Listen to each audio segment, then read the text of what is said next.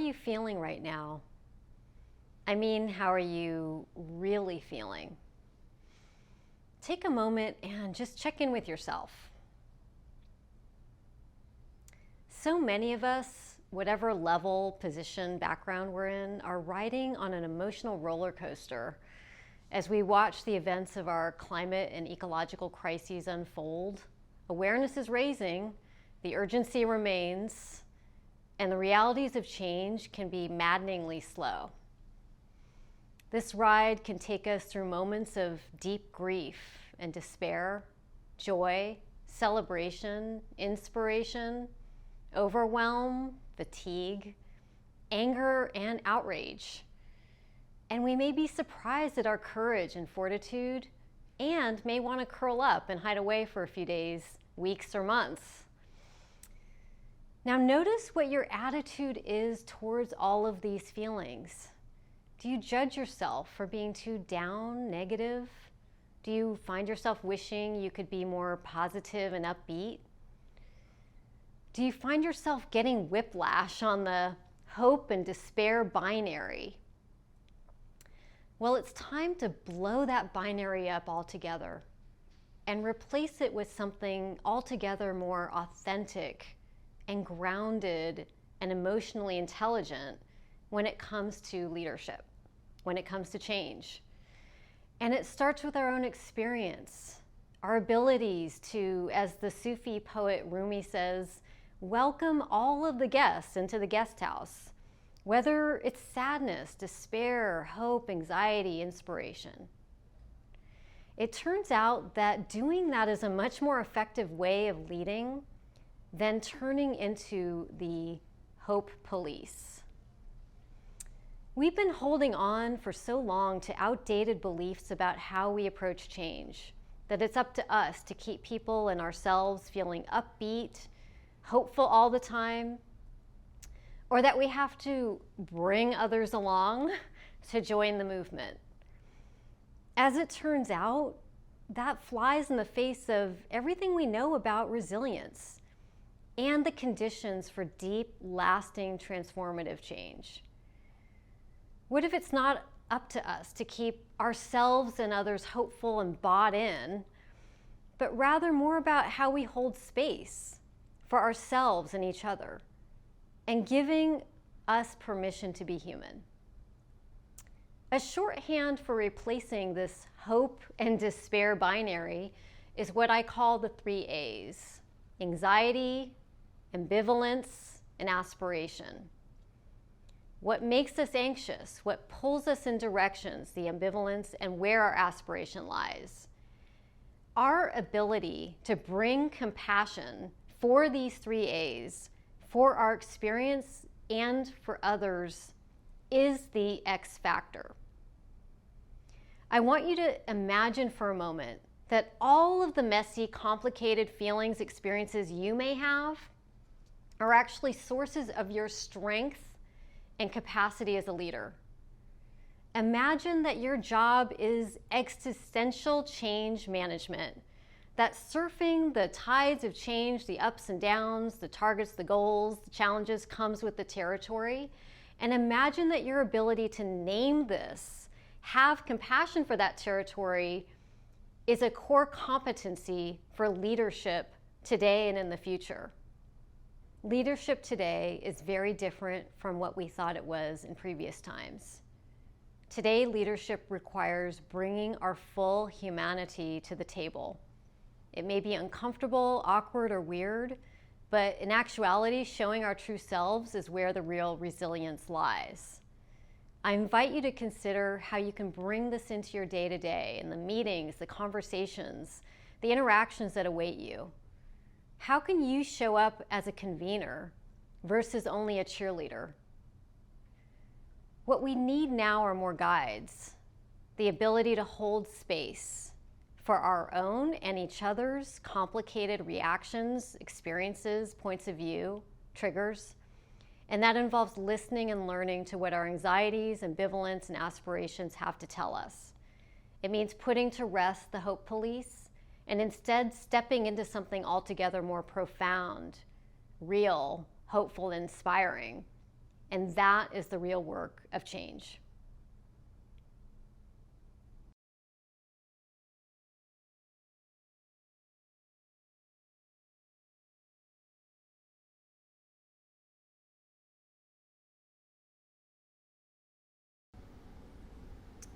So, Michael, how are you feeling?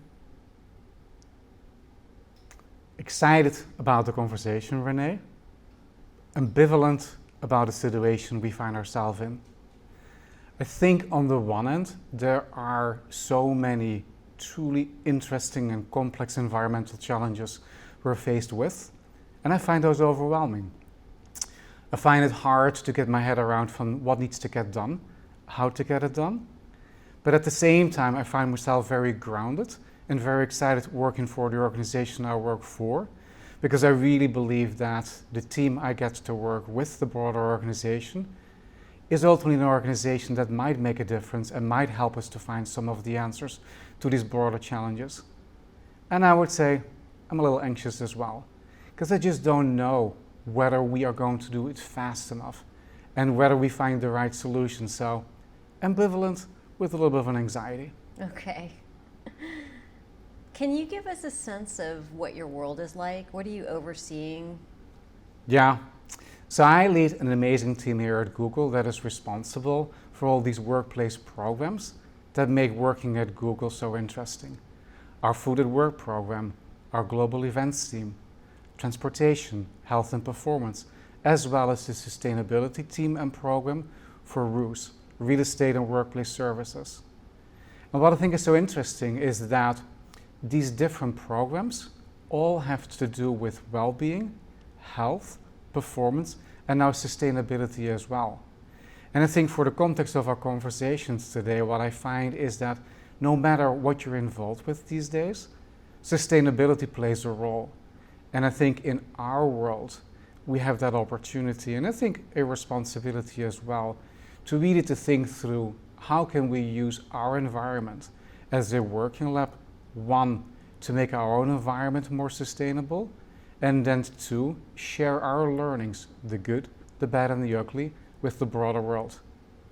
So you're overseeing an incredible part of the organization that is quite complex, because on the one hand, you're providing amenities, services, but you're also Google, and you're driving systemic transformative change. You know, you're known for your moonshots, for audacious goals, and you in your role and in this organization are marrying those. And I'm really curious to hear about, how do you navigate the pressure? Do you ever feel overwhelmed by what you are taking on and what you're overseeing? Yes, for a variety of reasons. So I think the first one, I didn't grow up in the world of sustainability. So I grew up in the world of hospitality and moved as my role grew into overseeing and supporting sustainability as well. So I don't have the technical expertise and experience that many of my peers might have. So you're responsible for ultimately an area where you don't necessarily have what you really would like to have, experience and expertise. That makes it really, really hard, because how do I really know that what I'm actually guiding, leading, or influencing is really making the impact I would like it to make? That sounds a bit stressful to me when I hear you describe that. It is. But at the same time, there's always a positive as well. So I can ask the questions that others are not comfortable asking because they've been in the industry for so long. So I think that compensates for the lack of expertise. I think the second one is, as a senior leader in the organization, it is no longer about ultimately what I can do or what I know, but it's really about how do you unlock the knowledge, the passion and experience of all of those you get to work with, and figure out from how do you bring them together and get them to focus on where we really can make a difference and should make the difference. Mm-hmm. So I've learned, probably just based on necessity, that despite the experience and the knowledge, you can ultimately lead in this field as well. And what you bring to that field is probably a different perspective, which adds, I think, diversity of thought. And I think it avoids a little bit of this, we're all thinking alike. Mm-hmm. Mm-hmm. Can you tell me a bit about how you enter into these conversations as somewhat of a newcomer to sustainability, and how you have had to work with maybe different perspectives, people's emotional responses. A lot of times leaders in these roles, you're dealing with a lot that is projected onto you. A lot of people's anxiety, sense of urgency is put onto you as the leader. Tell us what to do, show us the way, which can be quite a lot to handle. So can you say a bit about how you deal with that? I try to deal with it on a daily basis. And it starts for me with, I'm a system thinker. So I like to drive change in a system and have a very systematic approach to the work that I do. So I really start with, what are ultimately our North Stars? What is it we want to achieve? And for me, the bolder, the better. Because I think by being bold, you really raise the expectations. And I really believe that people in general can do so much more than they think they can if you just ask them, what can you do? So to me, it's really about being bold and to think long term. And I think in our organization, that is really about that moonshot thinking as well. But then I go back to being grounded in reality and the here and now. And if you think about the organization I lead, it is about services delivery today. It is not about thinking what we're going to in 2030. So it is about combining the here and now with the boldness of where you want to be in 2030. And then you can ask these questions. Let me give you an example. So as an organization, we've committed to only use carbon-free energy 24/7 by 2030. And because my organization is responsible for the built environment and for the way we operate our buildings, that has now come to the sustainability team and to say, how do you go from where we are today in an operation in a world where so much of our energy is not clean 24/7? How do you go from here to the promised land in 2030? And what I've learned is that by just being very methodical, you can ultimately bring your organizations to that mindset as well. And at the same time, the organization really brings to me this passion for and this sense of urgency from, we need to do it faster, and we probably need to do significantly more. So I found that ultimately by being so different, you become ultimately so much better together. Can you say a bit about the impact of having these targets that are the pledging, the targets, the goals? So that's happening all across the landscape, and a lot of us are scrambling to cope and deal with that urgency, but also stress. Totally. And so can you tell us a bit about how that impacts you personally? As you've come into this role, you've been overseeing this organization. Now we're in a different moment than when you started even a couple of years ago. So what is that like for you? It is both creating energy, and at times it makes me really nervous. But what I do like by making public commitments that have to be bold and are really almost unachievable, it forces you to not go for incremental change, but to think truly out of the box. I think the second one has to do with the theory of change and what motivates individuals. And for me it is, I preferred to go for an extraordinary bold goal and miss it by 10%, than to go for an incremental objective and exceed it by 20%. Because to me it's almost like I want to go for to the moon and almost make it, versus just hanging around over here and tweaking and putzing around for a little bit more. So it's to me making bold commitments that are very uncomfortable. It's to an extent liberating because you get to think in a very different way. So what are some ways that, in light of the intensity of life here at Google, which I know is quite intense, it's well known for being very fast-paced, very complex system, how do you stay grounded given the confluence of that intensity, being here, overseeing what you're seeing, massive part of the org and a massive part of Google's, frankly, impact and leadership? So you've got that factor with the high stakes of climate and mitigation of climate change impacts and all of that. How do you stay grounded? How do you stay sane? Do you stay sane? I think I do. Uh-huh. But I think in 4 different ways. So one is I love to hike. So one of the benefits of this pandemic for me has been the ability to take significantly more hikes on a daily basis and to go into nature. I find that grounds me as a starting point. 2, conversations with individuals. I get energy from meeting different individuals and having many meaningful and at times just regular conversations.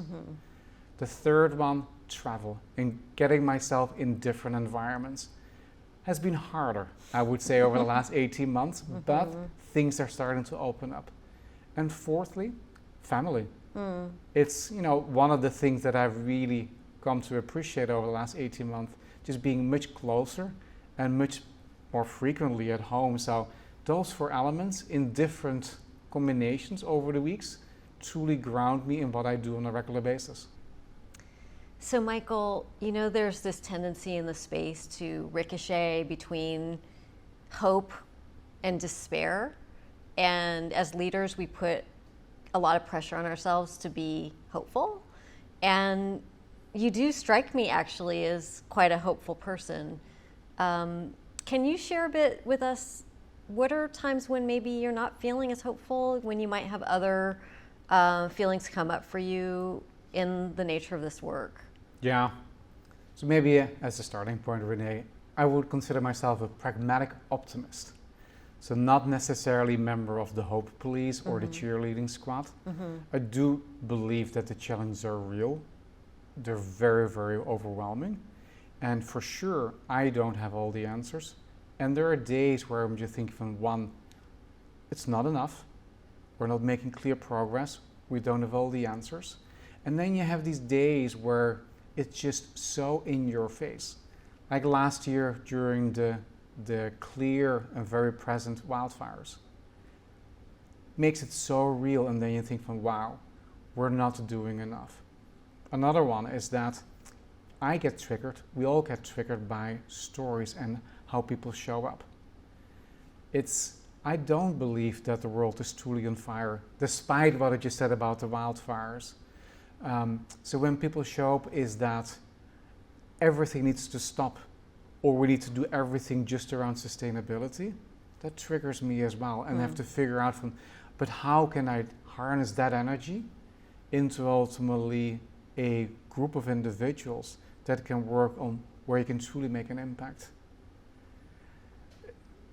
There are those days where it's just overwhelming.